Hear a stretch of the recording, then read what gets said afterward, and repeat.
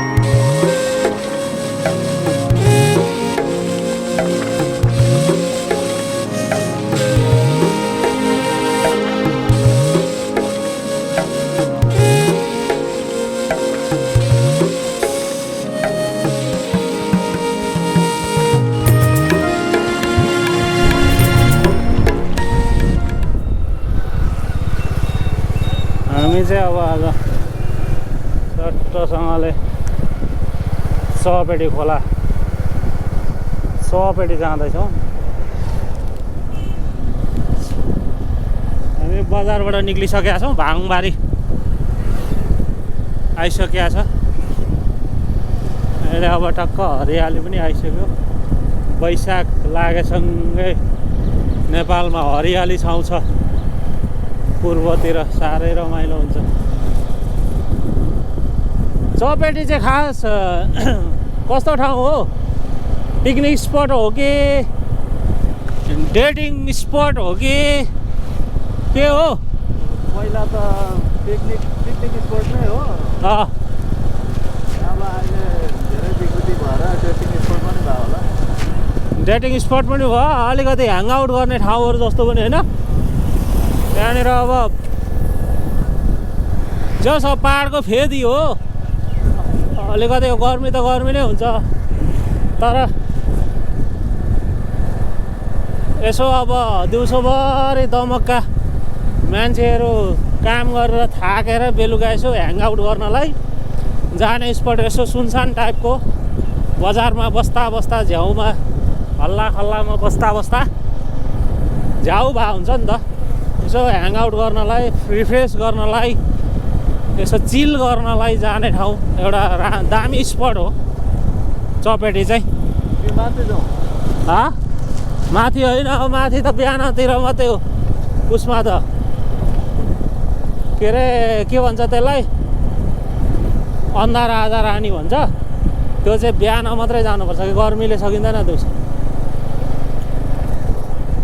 चपेटी चाहिँ अब सबैले चपेटी चपेटी भन्छ अब चपेटी वरिपरिको मान्छेलाई चाहिँ अब त्यहाँको बारेमा थाहा हुन्छ किन चपेटी भन्यो भनेर अब मैले सुनेको चाहिँ त्यहाँनिर एकदमै ठुलो ढुङ्गा छ अरे चप्लेटी ढुङ्गा हो खास चाहिँ ढुङ्गा छ अरे लामो खोलामा त्यसै ढुङ्गाको आधारमा चाहिँ चपेटी बनियो अरे भन्ने अब यहाँ बाटो बनिरहेछ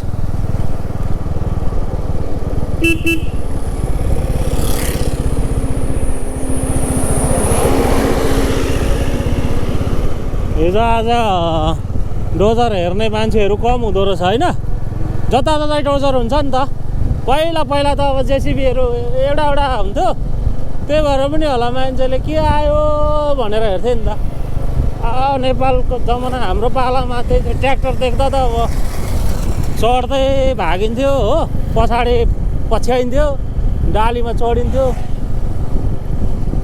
ट्र्याक्टर त अलिक ठुलो भइकिन देखेको हो।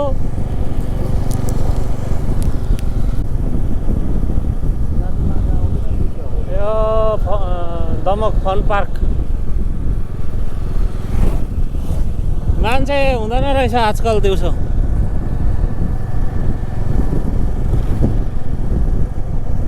साउजीले त काँटा बाइकमै बोकेर हिँडेछ त।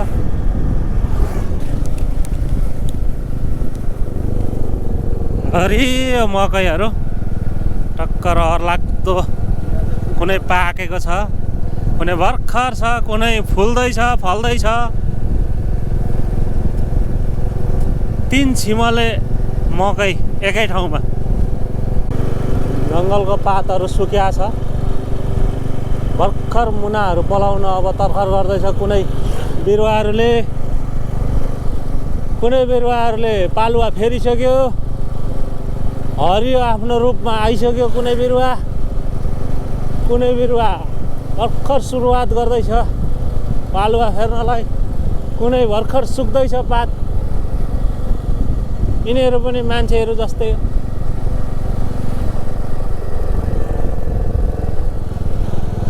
ठ्याक्क बेलडाङ्गी आइपुग्यो।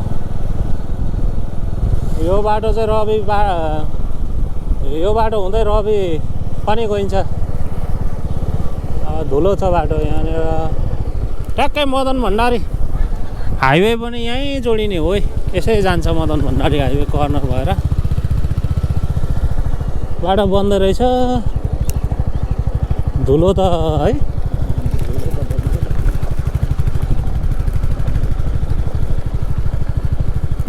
अब यहाँ चाहिँ पहिला चाहिँ अब रिफ्युजीहरू हुँदाखेरि टनाटन हुन्थ्यो, भिडभाड हुन्थ्यो है।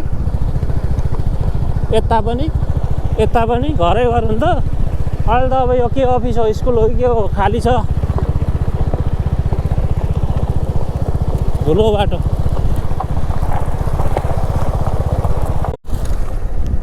पहिलाको ट्याङ्की यो यहाँ रिफ्युजी क्याम्प हुँदाखेरि। अब यो एक्लो भएको छ, यसलाई कसैले वास्ता गरेको छैन।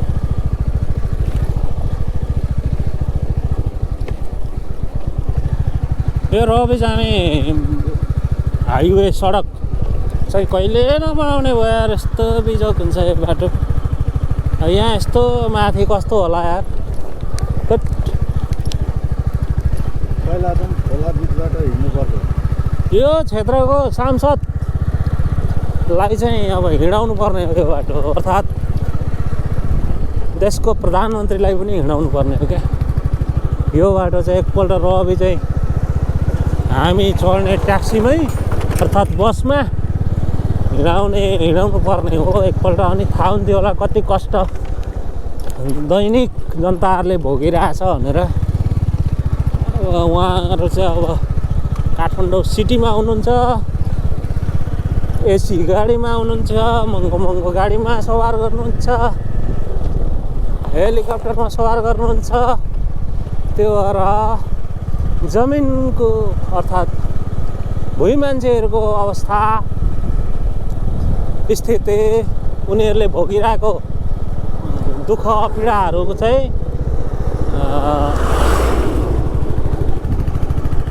सायद नबुझेको होला जस्तो लाग्यो। किडनी नै झर्ला जस्तो गर्छ नि यार।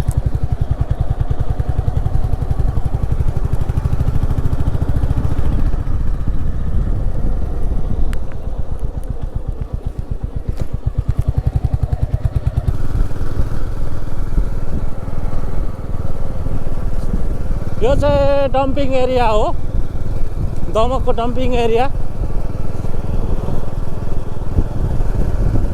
फोहोरहरू यत्र तत्र छ।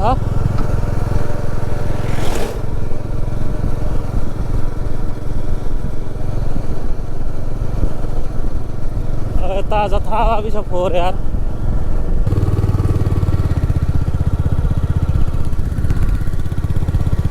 यो टर्निङ चाहिँ मलाई सही लाग्छ।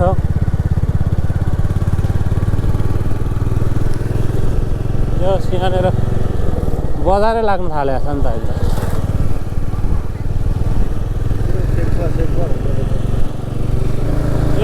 बाटो चाहिँ यता माथि अन्धाराजा जाने बाटो हो। त्यता कुनै दिन जाउँला।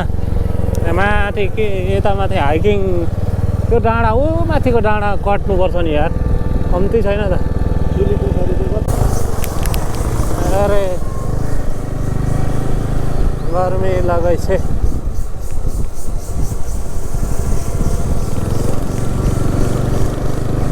यस्तो दामी ठाउँ छ। अब यो बिस्तारो बन्दैछ।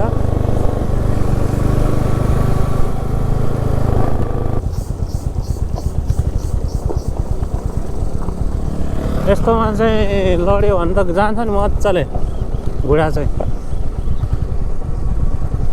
हामी अब चपेटीतिर लाग्यो। यसैलाई भन्छ एरिया लाग्यो चपेटी भनेको। तलैदेखि हो अब। राम्रो राम्रो रेस्टुरेन्टहरू पनि आछन्। यो एरिया चाहिँ पिकनिक स्पट भयो टक्क। डेटिङ आए पनि भयो, पिकनिक गरे पनि भयो। यहाँ चाहिँ के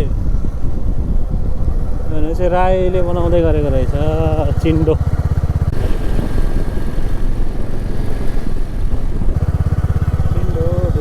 सानो बाटो छ यार। यता पनि छ रिसोर्ट त नभनौँ अब होटलहरू रेस्टुरेन्टहरू। रत्न खोलाको नगर्दा हो। पहिला ट्याक्सी यतैबाट जान्थ्यो। होइन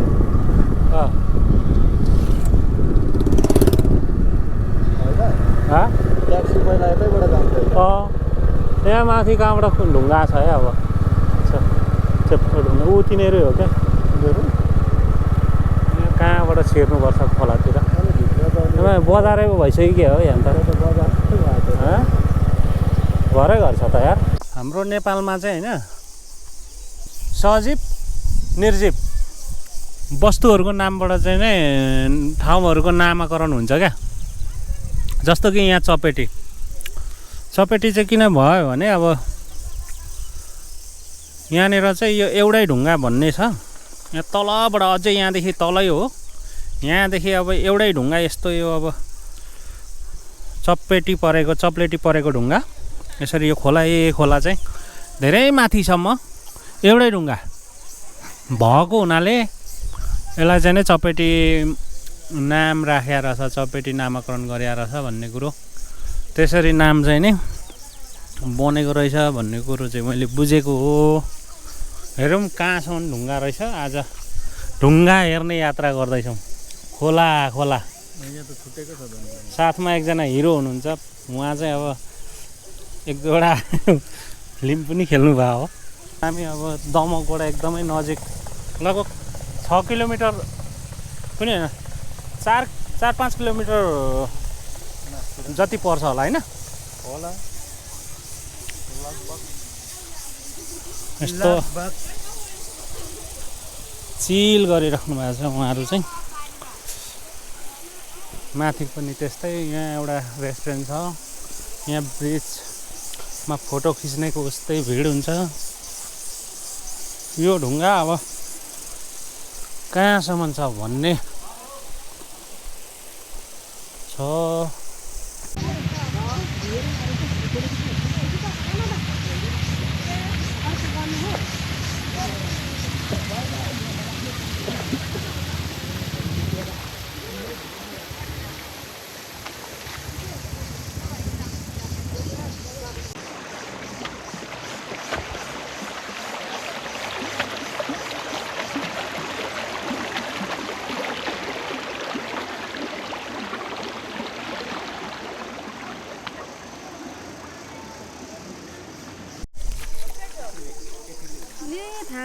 बुझा मात्रै छ त।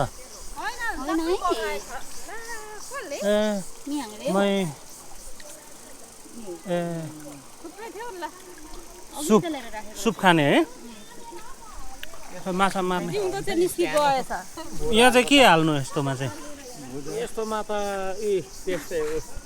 यस्तो यो भुजा र ब्रान्ड खान्छ। अनि त्यहाँ दुलो पारो ठ्याक्कै। अनि त्यहाँभित्र छिर्छ खानालाई। अनिवार्य पर्छ। यहाँ थापेको होइन त्यहाँ पर यहाँ परेको छैन कहाँ पर्छ मान्छे आएपछि पर्दैन ए छोडेर जानु भएन मान्छे चाहिँ हुनु भएन मान्छे छैन भने मात्रै ए मान्छे भाग्नु पऱ्यो थापेर यो टेक्निक चाहिँ कहाँबाट सिक्नुभयो तपाईँले यहीँ हो घर ए तपाईँले हो सिकाएको ए अँ डुब्नुहुन्छ है पानीमा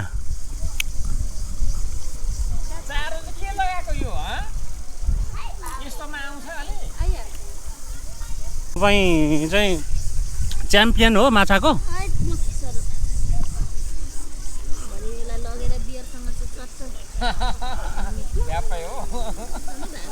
ढुङ्गाले थिच्नुपर्छ होला नि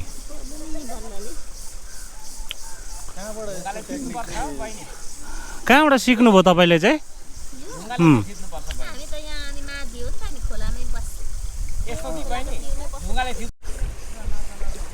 हौ ए चिन्छौ अब कति धेरै छ भुरा आएर माछाको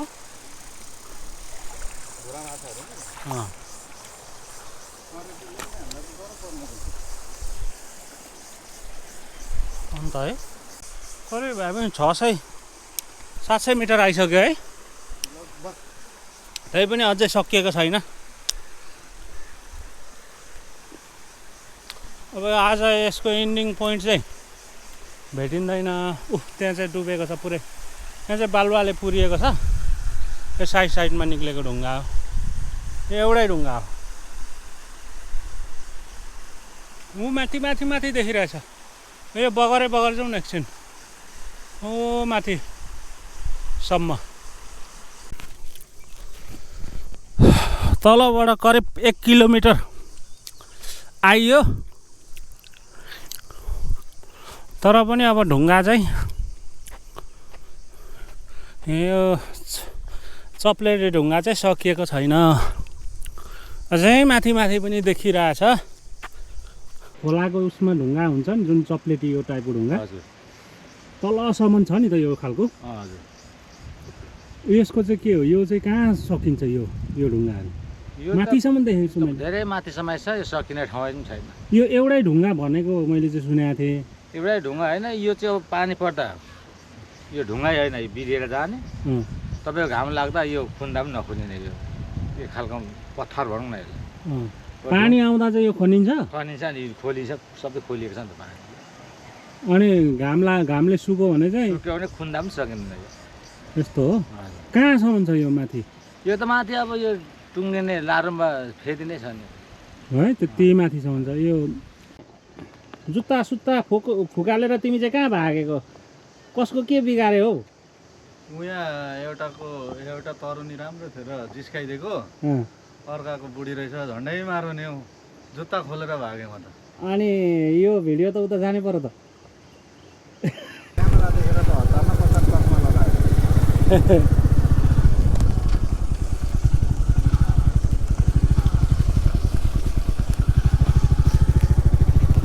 कहाँसम्म हाम्रो पिच बनेछ भनेर हेर्नलाई निरीक्षण टोली हो हामी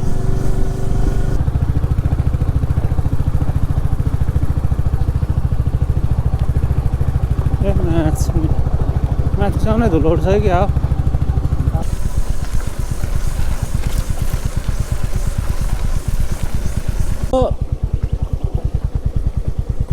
अन्तिम पुल है यो अन्तिम पुल हो माथिसम्म केटाहरू आउँदो रहेछ सट्टा खोला रमाइलो छ जे पनि खेल्छ होला नि त्यहीँबाट सामान के अरे यो मालपानी निकाल्दो रहेछ यता चाहिँ अब पिच गर्नलाई रेडी होइन माटो पुरै मिचेको रहेछ अन्त हो यहाँ पिच रहेछ यहाँबाट सुरु भयो पिच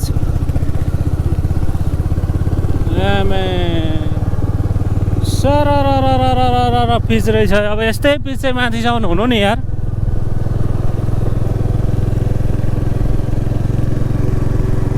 ल यिनलाई चाहिँ मार्चेबुङ भन्छ क्या अरे होइन। हरियाली के भन्दै मेरो 2 साल त यहीँ चिलिन फर्काउँछु ला